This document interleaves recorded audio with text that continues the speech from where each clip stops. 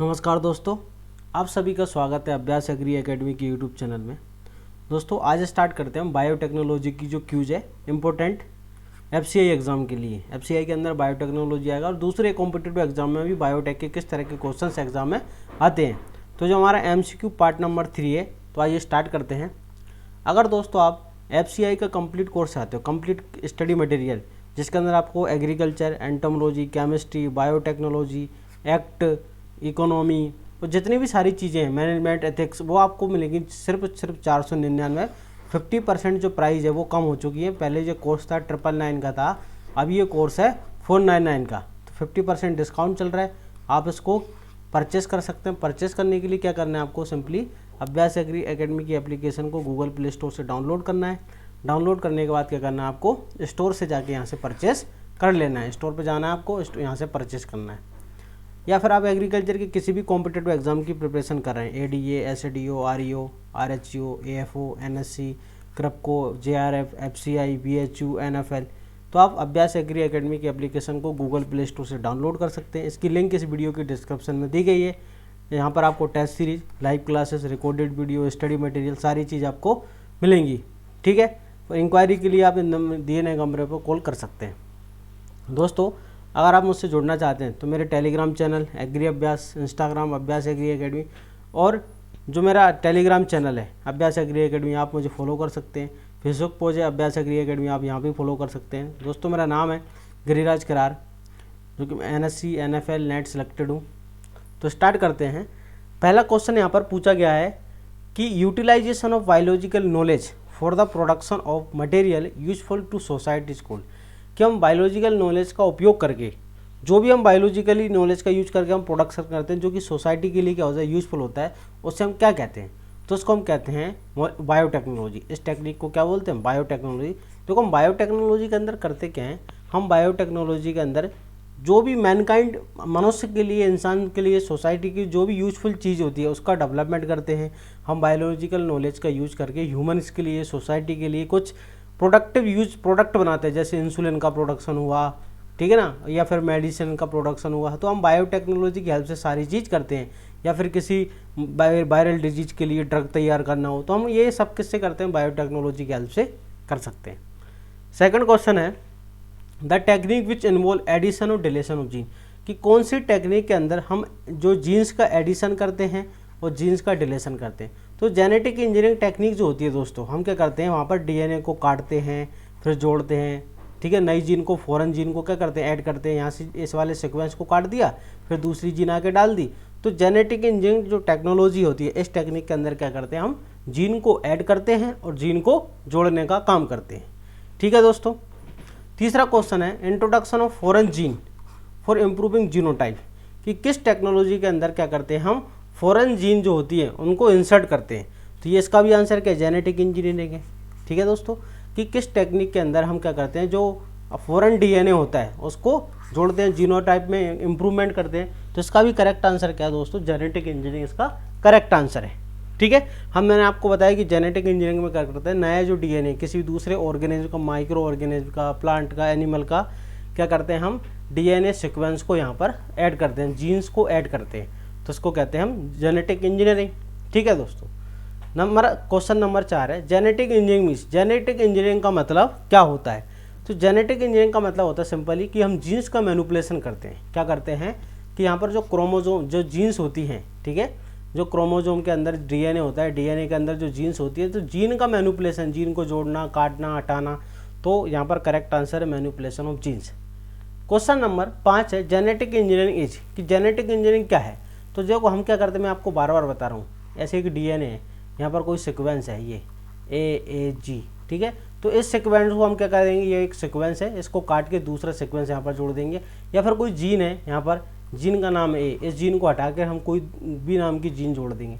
तो means hybridisation of DNA of one organism to that other, एक micro organism से gene को निकाल कर, ठीक है, एक माइक्रो ऑर्गेनिज्म से जीन को निकाल कर हम किसी दूसरे ऑर्गेनिज्म के अंदर डालते हैं। जैसे हमने बीटी कॉटन बनाई, जेनेटिक इंजीनियरिंग से क्या बनाई आपने, BT cotton.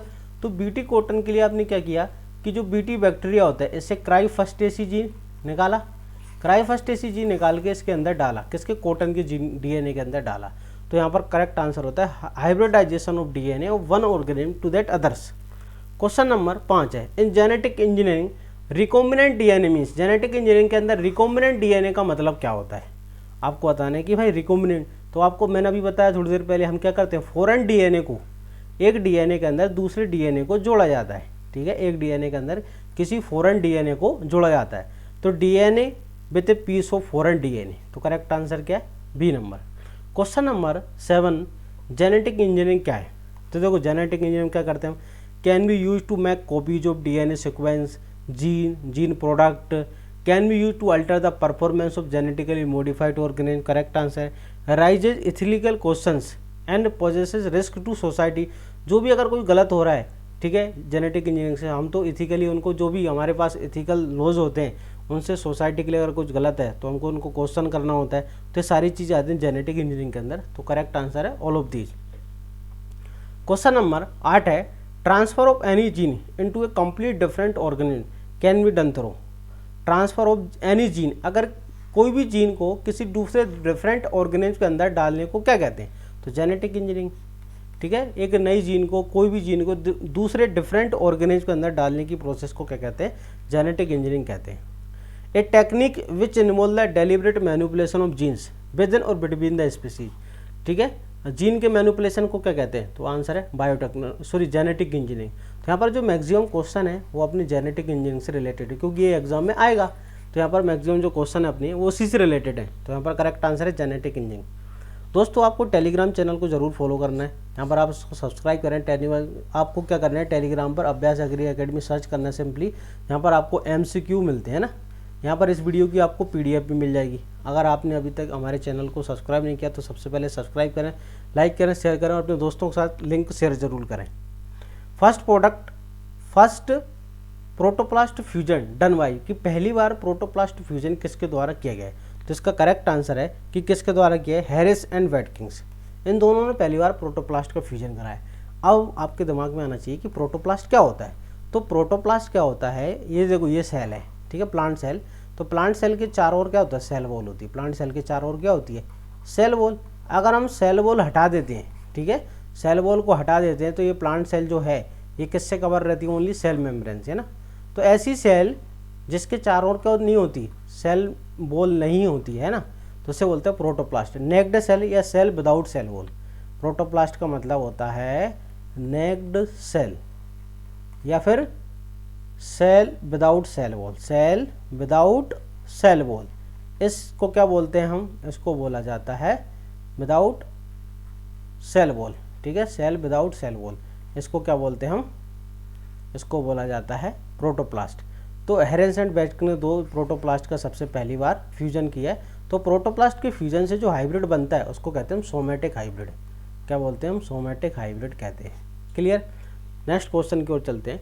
Protoplast of 2 different species are used. तो अभी मैंने आपको बताया कि सोमेटिक हाइब्रिडाइजेशन, दो प्रोटोप्लास्ट के फ्यूजन से जो इस प्रोसेस होती है फ्यूजन की, हाइब्रिड बनता है, इस प्रोसेस को कहते हैं हम सोमेटिक हाइब्रिडाइजेशन। क्या कहते हैं, सोमेटिक हाइब्रिडाइजेशन कहते हैं। दो प्रोटोप्लास्ट के फ्यूजन को क्या बोला जाता है, तो उसका करेक्ट आंसर है सोमेटिक हाइब्रिडाइजेशन, उसको बोला जाता है। नेक्स्ट क्वेश्चन है 12 number, who discover recombinant DNA, rDNA, recombinant DNA technology, rDNA technology. तो इसका करेक्ट आंसर है Stanley Cohen and Herbert Boyer. ये दोनों साइंटिस्टों ने रिकॉम्बिनेंट डीएनए टेक्नोलॉजी की खोज की। क्वेश्चन नंबर 13 है, a gene recombinant technology used. Gene recombinant technology किसमें यूज की जाती है, तो इसका करेक्ट आंसर होता है कि vector based gene transfer to target cell. जैसे हम कौन से वेक्टर का यूज करते हैं जनरली, एग्रोबैक्टीरियम, है ना, एग्रोबैक्टीरियम, ट्यूमेफेसियन, ये इस वेक्टर का यूज करते हैं हम। तो इस वेक्टर का यूज करके हम क्या करते हैं, टारगेट सेल के अंदर डीएनए ट्रांसफर कराते हैं। तो जीन रिकॉम्बिनेंट टेक्नोलॉजी के अंदर इसका यूज किया जाता है। ठीक है। क्वेश्चन नंबर 14 पूछा गया है, which one of the following technique made it possible to genetically engineer living organism. ठीक है, कि कौन सी टेक्निक के अंदर जेनेटिकल इंजीनियरिंग लिविंग ऑर्गेनिज्म के अंदर की जाती है। ठीक है ना, तो इसका करेक्ट आंसर क्या है, recombinant DNA technology. Question number 15 है, a recombinant DNA molecule can be produce in the absence of. क्या हम रिकॉम्बिनेंट डीएनए, अब रिकॉम्बिनेंट डीएनए का मतलब क्या होता है, जिसके अंदर फॉरेन जीन भी होती है ना, जो नई जीन हम डालते हैं, फॉरेन डीएनए जिसके अंदर हम डालते हैं उस डीएनए को क्या कहते हैं, इस पूरे डीएनए को क्या बोलेंगे हम, रिकॉम्बिनेंट डीएनए। जिसके अंदर नई जीन डाल दी जाती है वो कौन सा होता है, तो उसको बोलते हैं रिकॉम्बिनेंट डीएनए। अब ये रिकॉम्बिनेंट डीएनए जो होता है ये किसकी एब्सेंस में बना सकते हैं, तो आंसर हमको यूकोलाई की कोई ज़रूरत नहीं, डीएनए लाइगेज की ज़रूरत पड़ेगी। ठीक है, डीएनए के सेगमेंट को जोड़ने का काम करता है, ये क्या करता है, डीएनए सेगमेंट को जोड़ने का काम करता है। याद रखना, डीएनए सेगमेंट जो होते हैं उनको ऐड करने का काम किसका होता है, इसका। डीएनए फ्रेगमेंट जो छोटे छोटे सेगमेंट बन जाएंगे इनका जोड़ने का काम होता है इसका। और रेस्ट्रिक्शन एंजाइम जो एंडोन्यूक्लियस एंजाइम होते हैं उनको क्या करना होता है, बीच में से काटना। रेस्ट्रिक्शन एंडोन्यूक्लियस एंजाइम जो होते हैं डीएनए को क्या करते हैं, बीच में से काटते हैं, एक स्पेसिफिक पोजीशन से काटते हैं। तो हम इसका करेक्ट आंसर है कि हमको ई कोलाई की कोई ज़रूरत नहीं, विदाउट इसके हम रिकॉम्बिनेंट डीएनए बना सकते हैं। विच one of the following technique is not use for the early molecular diagnosis. कौन सी टेक्निक जो है जिसको हम अर्ली मोलिकुलर डायग्नोसिस के लिए यूज नहीं करते, तो रिकॉम्बिनेंट डीएनए टेक्नोलॉजी का यूज नहीं किया जाता है। बाकी पॉलीमरिक चेन रिएक्शन का यूज करते हैं, ठीक है, पॉलीएक्राइड एमाइड जेल इलेक्ट्रोपोरेसिस का यूज करते हैं डिजीज पता करने के लिए, मोलिकुलर डायग्नोसिस करने के लिए, या एंजाइम लिंक्ड इम्यूनोसर्वेंटेड ऐसे, ये अलग अलग मेथड्स होते हैं जिससे हम बीमारियों को पता लगाते हैं। रिकॉम्बिनेंट डीएनए टेक्नोलॉजी का कोई यूज नहीं किया जाता बीमारियों को पता लगाने के लिए।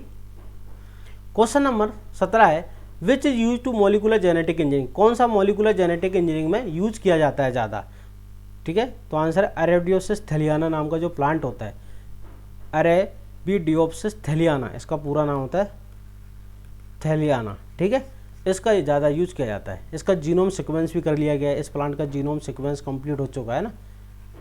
इसके बाद अगला क्वेश्चन है, advancement in genetic engineering has been possible due to, कि हम जेनेटिक इंजीनियरिंग में इतने एडवांस हो गए क्यों, किसकी खोज के कारण, तो आंसर है एंडोन्यूक्लियस की खोज के कारण। देखो एंडोन्यूक्लियस जो एंजाइम्स होते हैं वो क्या करते हैं, डीएनए को कट करते हैं ना, डीएनए को क्या करते हैं, डीएनए का कट कर दें। अब कहाँ से करते हैं, तो आंसर इनसाइड या मिडिल में से है ना, बीच में से काटते हैं या फिर मिडिल से काटते हैं ना, मिडिल से काटने का काम होता है। एक्सोन्यूक्लियस का जो ये कहाँ से काटते हैं, एंड से। अगर आपसे पूछा जाए कि जो एंडोन्यूक्लियस जो एक्सोन्यूक्लियस एंजाइम होते हैं, तो एक्सोन्यूक्लियस करते हैं यहाँ से काटते हैं, डीएनए को यहाँ से काटते हैं, और एंडोन्यूक्लियस बीच में से काटते हैं, यहाँ से कौन काटता है, एंडो। ठीक, क्वेश्चन नंबर 19 है, restriction endonuclease is used in, ठीक है, रेस्ट्रिक्शन एंडोन्यूक्लियस एंजाइम का उपयोग किस में करते हैं, तो जेनेटिक इंजीनियरिंग के अंदर। करेक्ट आंसर भी है।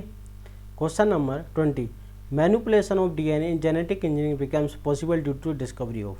देखो जब तक रेस्ट्रिक्शन एंडोन्यूक्लियस की खोज नहीं होती प्रॉपर, तब तक हम डीएनए का मैनिपुलेशन नहीं करते। जेनेटिक इंजीनियरिंग क्या करते हैं, डीएनए को बीच में से काटना, एक पर्टिकुलर स्पेशल पोजीशन से काटना।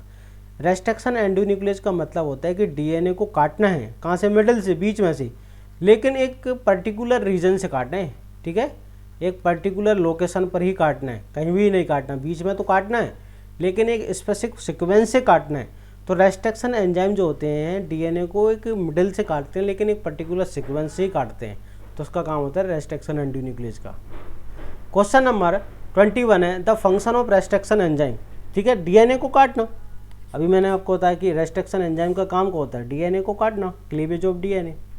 क्वेश्चन नंबर 22 है, रेस्ट्रिक्शन इन रेस्ट्रिक्शन एंजाइम। जो रेस्ट्रिक्शन एंजाइम होते हैं उनमें रेस्ट्रिक्शन शब्द का मतलब क्या होता है, तो मैंने आपको बताया कि cutting the DNA at specific position, DNA को काटना, एक विशेष स्थान से डीएनए को काटना, क्या होता है रेस्ट्रिक्शन शब्द का मतलब। क्वेश्चन नंबर 23 है, which one of the following pairs is correctly matched, कि निम्न में से कौन सा जो पेयर्स होता है वो करेक्टली मैच्ड है। सेंट्रल डोग्मा, तो इसके साथ कोडोन, ये गलत है। ओकाजाकी फ्रेगमेंट स्प्लाइसिंग, ये प्रोसेस गलत है। आरएनए पॉलीमर, आरएनए प्राइमर, ये गलत है। Restriction enzyme genetic engineering process में यूज होता है, ये करेक्ट आंसर है ना। अब सेंट्रल डोग्मा क्या होती है आप समझना, डीएनए से क्या बनता है, आरएनए, डीएनए से क्या बनता है, आरएनए बनता है, आरएनए से क्या बनती है, तो आंसर प्रोटीन बनती है। इस पूरी प्रोसेस को क्या बोलते हैं हम, सेंट्रल डोग्मा कहते हैं। इस पूरी प्रोसेस को क्या बोलते हैं, सेंट्रल डोग्मा। ओकाजाकी फ्रेगमेंट्स जो होते हैं, जब ट्रांसक्रिप्शन की प्रोसेस होती है, ठीक है, ट्रांसक्रिप्शन की प्रोसेस में जो डीएनए से डीएनए का फॉर्मेशन होता है इस तरह से, ठीक है, तो एक सेगमेंट तो क्या होता है कंटिन्यूस, एक चेन तो कंटिन्यूस बनती है, दूसरी चेन जो होती है यहाँ पर डीएनए के सेगमेंट ऐसे बनते हैं, ठीक है, जिसको हम क्या कहते हैं, लैगिंग स्ट्रैंड कहते हैं। तो यहाँ पर जो डीएनए के सेगमेंट होते हैं उनको ओकाजाकी फ्रेगमेंट कहते हैं। क्लियर है। क्वेश्चन नंबर 24 है, the enzyme is use to cut the DNA molecule, ठीक है, डीएनए मॉलिक्यूल्स को काटने के लिए कौन सा एंजाइम यूज करते हैं? रेस्ट्रिक्शन एंटीन्यूक्लियोटाइड एंजाइम यूज करते हैं। क्वेश्चन नंबर 25, रेस्ट्रिक्शन एंजाइम्स की खोज किसने की? रेस्ट्रिक्शन जो एंजाइम इनकी खोज किसके द्वारा की गई है? इसकी खोज की गई है आर्वन, नाथन और स्मिथ के द्वारा। ठीक है, आई होप आपको समझ आए होंगे। थैंक यू, धन्यवाद।